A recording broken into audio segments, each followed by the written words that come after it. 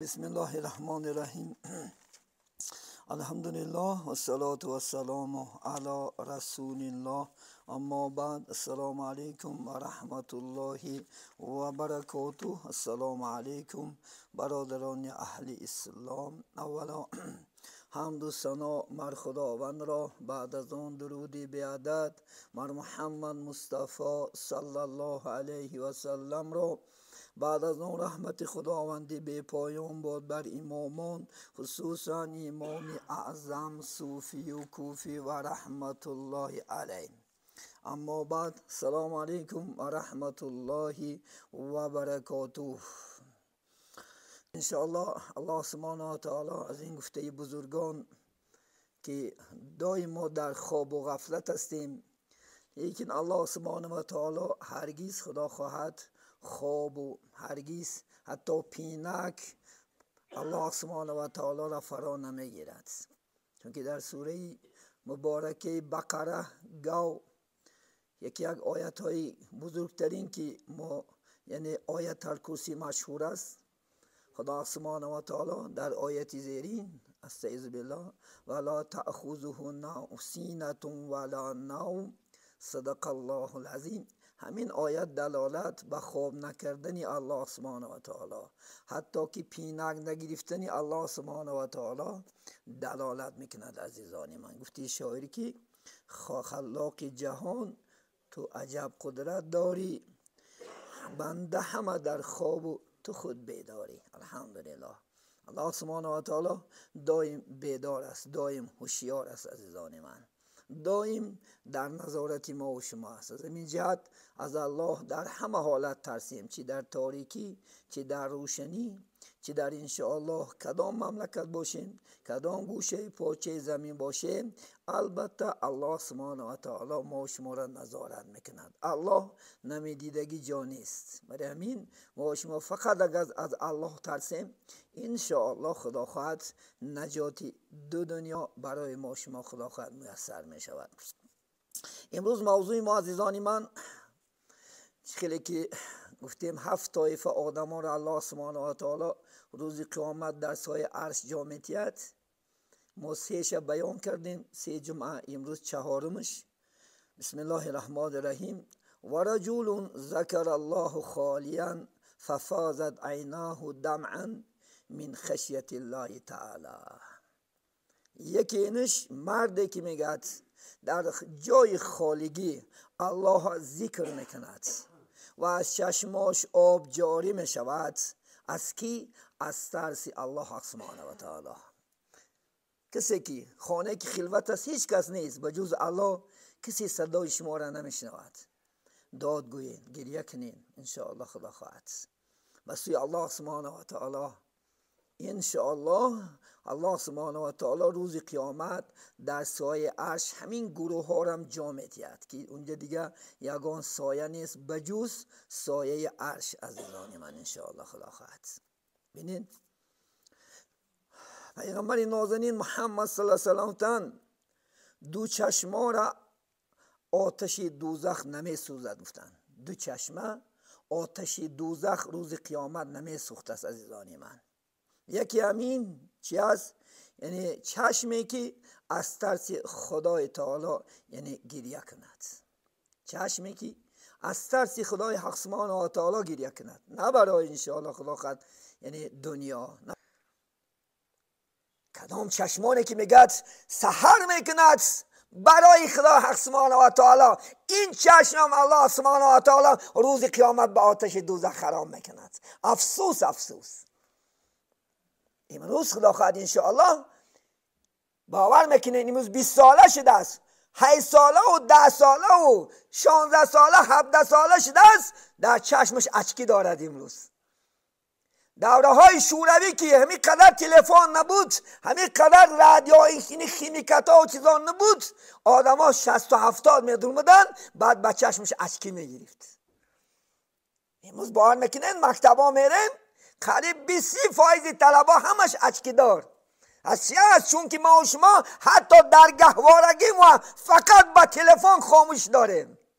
کجای میده باور میکنین یک تلفن در دست هم لولک هم موندگی است. و اتم است عزیزان من.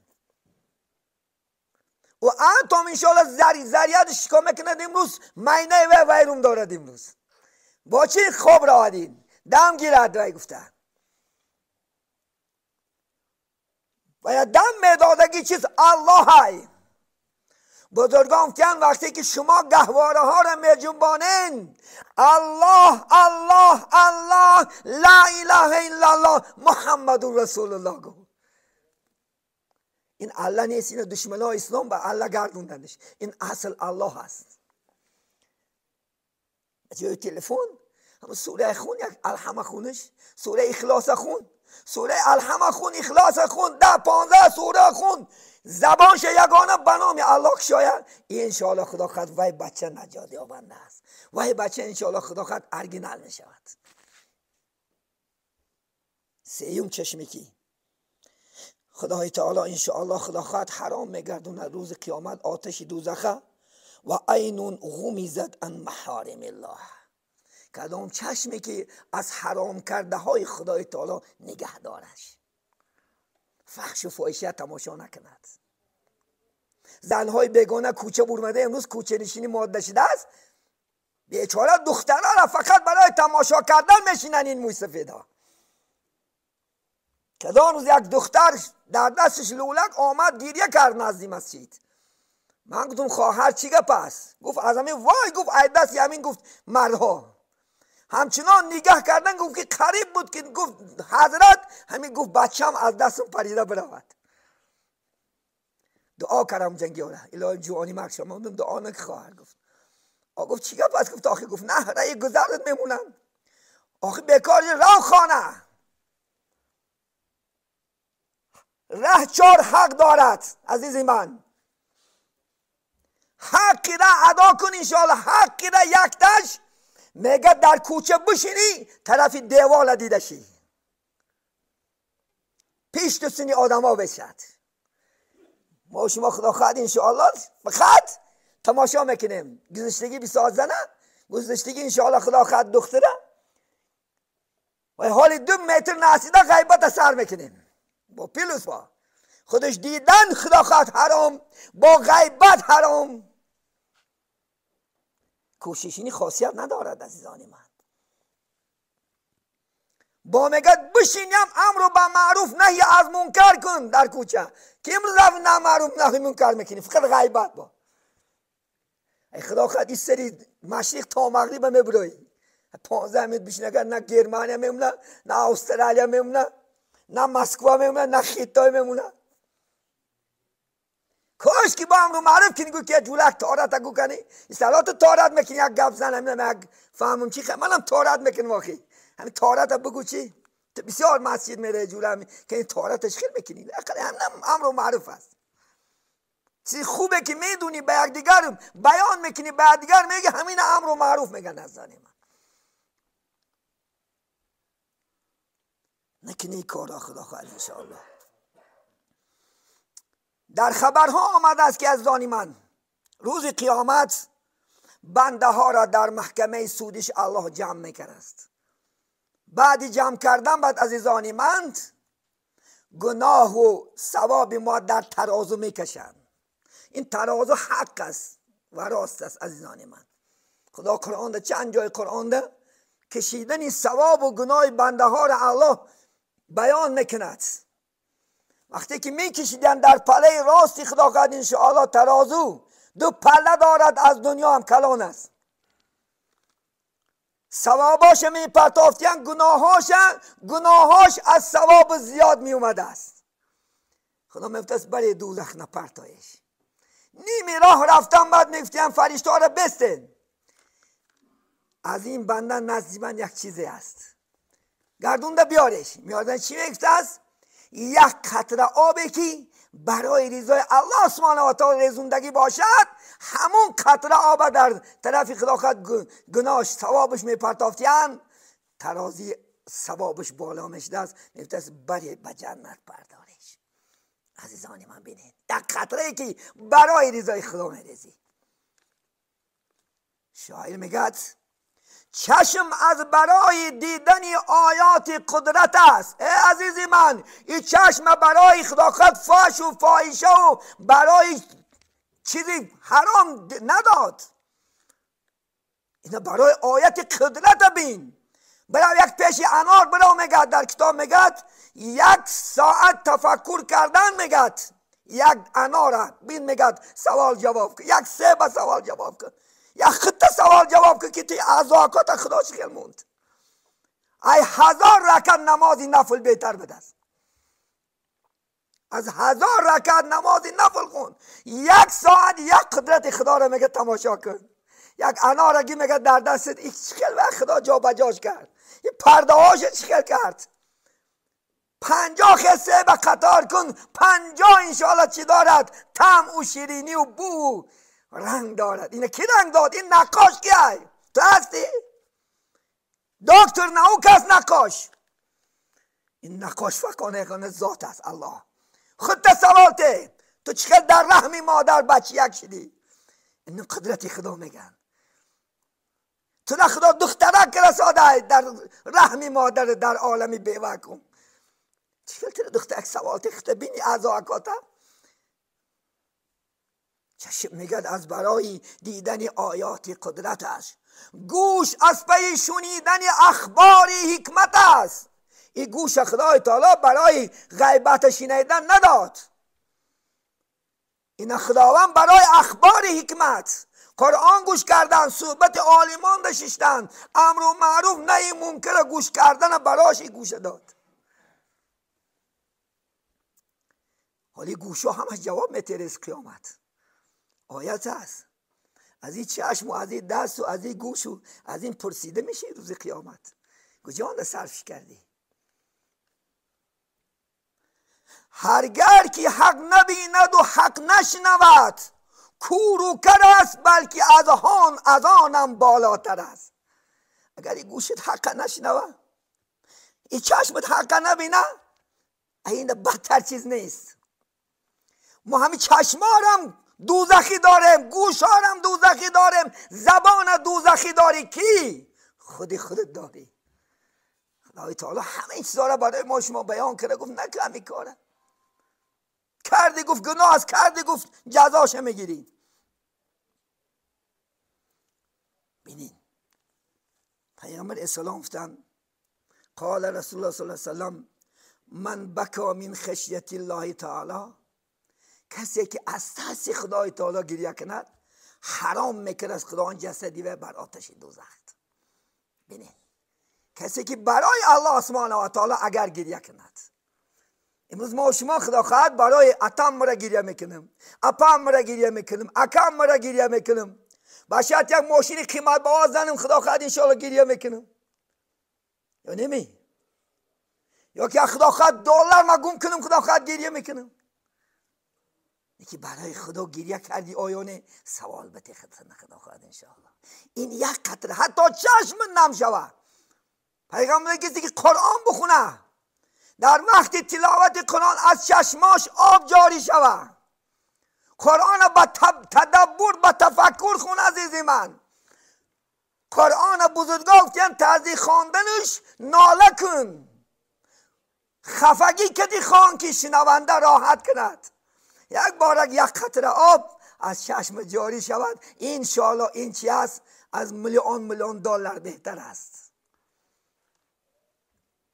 ببینین کسی که از ترس خدای تعالی اگر خدا خواهد گریه کند. من با شما بهترین پیغمبر حکایش میارم، حضرت آدم علیه السلام. ببینین همین آدم علیه السلام یک گناه کرد، یک گناه. و گناه کلو نکرد، زنا نکرد، عرق نخورد، دزدی نکرد، پرستش نداد. چی نکرد؟ خدا گفت استعیذ بالله ولا تقربوا الی هذه الشجره. انا می درخت نزدیکی نکه، گفت که از در گمران رد میکنم.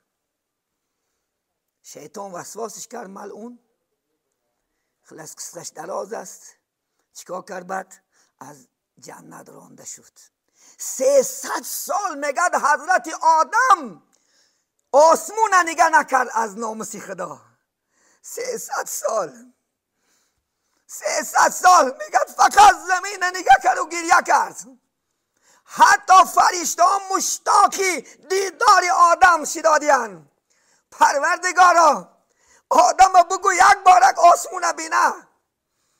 ما مشتاقی عاشقی دیدنی روی حضرت آدم داریم، چون که اولین پیغمبر پدر ما و شما است. حضرت جبریل گفت برو بگو گفت آدم سرش یک بار بالا برداره. فرشته های ما مشتاق دیداری آدمیم. حضرت جبریل اومد گفت آدم فرشته ها آرزوی دیدنی خود دارن، یک بارک چشمات، یک بارک آسمون بین. گفت با کدام چشم آسمون بینم؟ امروز گناه کردم، از جنت خدا راندم کرد، با کدام چشم بینم؟ بینین عزیزان من 300 سال گریه کرد. یک بانگ میزد استعیذ بالله ربنا ظلمنا انفسنا و ان لم تغفر لنا و ترحمنا لنکونن من الخاسرین. می بانگ میزد و زنوشو گریه میکرد. حتی نیکاش بریده شد، بین آدم و حوا جدا شدن. 300 سال یادیگر کافتن و آخرین دقیقه ها توبهشون الله قبول کرد. در کوی عرفات که امروز حاجی ها یکی فرض عرفات است، در همونجا مقامی یافتنی حضرت آدم با ماما و مادرون است. الله سبحانه و تعالی یک جایش کرد. شاید میگه جد تو آدم بهشتش جای بود، بهر آن کردن قدسیان سجود. یک گناه ناکرده گفتندش تمام، مذنب بیرون برو خرام. تو طمع داری با چندین گناه، داخل جنت شوی ای روسیا. میگه پدرت یک گناه نکرد، یک گناهی که همون درخت گفت نخور خورد. گفت که مذنب برم که برا گفت آدم گفت گم شو جنتی من. تو گفت در یه روز 50 گناه میکنی با طمع داری که من جنتیم رو تسیانه میکنی. میگه شاعر حضرت مولوی. بینین شیخ سعدی برای شما حکایت میارم. شیخ سعدی رحمت الله علیه یکی از بزرگان اسلام. حتی شیخ سعدی ایجادیاتی نظم هاشه فرشته ها در جنت قرائت میکنن. عزیزان من همین خیل در عشق الله میسوخته است. همین خیل از سوختن میگه جگرش بریون میشده است. از سوختن بوی جگرش محله فرا میگرفته است. مردم ها به پیش خانه حضرت شیخ سعدی میگذشتن، میفتن این سعدی در سحر یک جگر از کجا یافته شد؟ از کجا یافته بریون کرده خورده شد؟ یکی شیخ سعدی میگه نمیدونن که عشق این جگری بریان عشق الله سبحانه و تعالی است. گفتن از سوختنی خدا سبحانه و تعالی تمام محله بوی جگر زیر میکنه است. موکل 1% سوزم انشاءالله خدا خواهد 1%. مانم خدا خواهد انشاءالله دیگر شه 1% انشاءالله خدا خواهد. یکی دوستای خدا عزیزای خدا چقدر انشاءالله خدا خواهد عذاب میکشیدن، چقدر انشاءالله خدا خواهد میسوختند. ساعت مچان شد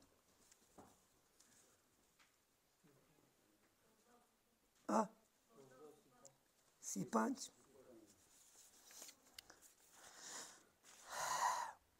چنان در عشق الله سبحانه و تعالی حضرت شیخ سعدی می سوختیان که جیگرش بریان میشده. الحمدلله. بینید عزیزای خدا که پیغمبری نازنینی ما و شما محمد صلی الله علیه و سلم از ترس الله شب تا سحر عبادت میکردن، پاچکاش ورم کرده میرفت. حضرت عایشه صدیقه میگفتن که یا محمد آخی تو دنیا نه خدا گناه تا گذشت، تو اهل جنتی هستی، این قدر عذاب برای چیست؟ پیغمبر در جواب گفتن که افلا اکونو عبدا شکورا، آیا من بنده شکرگزار نباشم؟ اگه من خدای تعالی رخصت نامه داد تو جنتی هستی، تو صدر جنت، تو حساب و کتاب به حساب کتاب جنت میروی، من تو در دو دنیا انشاءالله سعادتمند کردم. او اگه من خورم گفت نه، پیغمبر علیه السلام عبادت میکرد و همون قدر اجازت نامه داشت، در دستش پوتیافکه داشت برای جنت. حالی من تو پوتیافکه داری یا یکم بشارت داری؟ من 10 یاری بیشتر ببین، 10 یاری بیشتر همش اجازت نامه داشت، دیپلم داشت برای جنت. یکی یگان تش خدا خواهد از خدا میترسیدن. حضرت عمر ترشبین شب تا سر خواب نمیکرد، از ترس خدا نونی قاب میخورد. آتیکا گفتگی دخترم میگفتگی شد، اما دختر افتاده است که من عمر را نمیگیرم. چون نمیگیری؟ نونی قاک عمر میخورم، من خوردش نمیتونم، از سنگ سخت است افتادیم. بینید از طریق خدا هر شب خدا خواهد محله و شهر دار زده میبومد تا سهره که یگان شکایت نباشه که در پیش خدا گناهگار شوم. از کی ترسید؟ از ما ترسید، از عرب ها ترسید. از ترسی الله سبحانه و تعالی دائم گریه میکرد. چنان گریه میکرد که ریشهای مبارکش دراز بود، از ریشهای مبارکش میگه آب جاری میشید، حتی خفص سینهش انشاءالله خدا خطر میشد که این مسئولیتی که خدا به من بار کرد، پیغمبر برای من وظیفه دار کرد، آیا من این ادا کردم؟ میتونم؟ نمیتونم. فقط در پیش الله این مردم دعوا کنم من چی میگم؟ از ترسی الله سبحانه و تعالی چیکار کرد؟ تمام حیاتش در گریه صرف کرد، تمام حیاتش انشاءالله در خدمت الله سبحانه و تعالی. عزیزانی من انشاءالله چیکار کردن؟ انشاءالله خدا خواهد صرف کردن.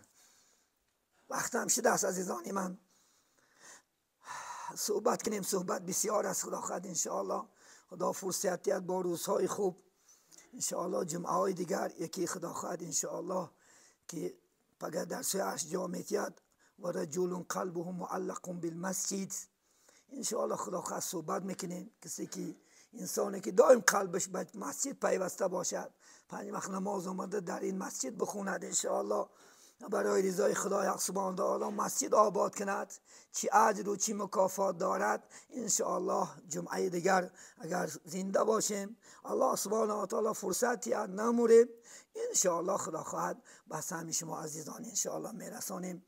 بین عزیزان من انشاءالله همه ما از خدا ترسیم و انشاءالله خدا خواهد این چشمکایی که الله داد در راه طاعت عبادت، در راه خواندن قرآن، خدا خواهد گوشکایی که الله داد از برای شنیدن اخبارات حکمت الهی صرف کنیم انشاءالله. این قلبی که الله برای ذکر داد، یعنی کاسه خانه ایمانش کرد، این قلبم انشاءالله خدا خواهد ما کافر نکنیم، این قلبم جزیر نکنیم انشاءالله. در این قلب باید که نور الهی باشد، نور قرآن باشد انشاءالله خدا خواهد، به جای بغض و حسد و کینه و فساد. از زانی من این اعضا همش روز قیامت نزد الله سبحانه و تعالی از زانیان پرسیده می شود. باید که پرسیده شود که به یک خوبی، به یک سبوکی، به یک آزادی انشاءالله خدا خواهد ما و شما جواب دهیم. در اینجا انشاءالله صحبت به پایان میرسانیم انشاءالله. الله سبحانه و تعالی موضوعی که گفتیم برای هر یکی ما انشاءالله این از یک نوک فطیر، یک خمیر، یک جزءش است. اگر خدا خواهد تا دم مردن من درباره گریستن الله سبحانه و تعالی صحبت کنم ادا نمی شود. عزیزان من این دین یک اقیانوس است، یک بحری کسبی است. الله سبحانه و تعالی ممکن یک نوک سوزن آیه دادگی است. انشاءالله این علم الهی است، این پوشیده شدگی چیز است. چقدر حرکت کند انسان همون قدر خدا خواهد بهره مند می شود انشاءالله. خدا خواهد